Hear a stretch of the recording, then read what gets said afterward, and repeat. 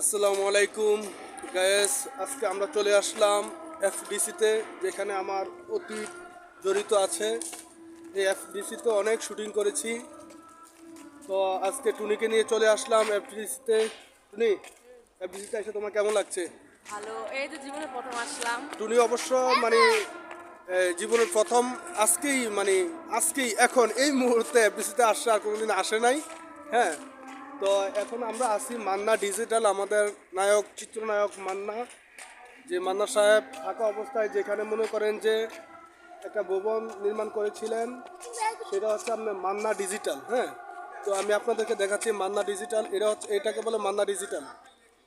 আমরা যেখানে কোনটা আসি, এটা? এদিকে দাঁড়াও, আমরা যেখানে আসি এটা হচ্ছে মান্না ডিজিটাল, ঠিক আছে? তো আমি এখানে মান্না সাহেবের একটা আছে, এই সাইনবোর্ড আছে, দেখেন, এই যে মান্না ডিজিটাল। মান্না ডিজিটাল আমি আবার ক্লিয়ার করে দেখাচ্ছি। আমাদের মান্না ভাই যখন ছিলেন তখন মনে করেন এই ভবনটি তৈরি করেন। এই যে মান্না ডিজিটাল, মান্না ডিজিটাল, এটা হচ্ছে আপনার মান্না ডিজিটাল, ঠিক আছে? এই যে আবার ক্লিয়ার করে দেখাচ্ছি। তো আমাদের মহানায়ক মান্না সাহেব আর নেই, ওনাকে যাতে আল্লাহ তাআলা জান্নাত কবুল করেন। এটাই হচ্ছে সম্পূর্ণ মান্না ডিজিটাল। আমি পুরোটা ভবন দেখাচ্ছি।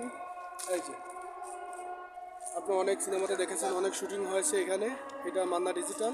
এই এই যে এটা হচ্ছে মান্না ডিজিটাল, ঠিক আছে?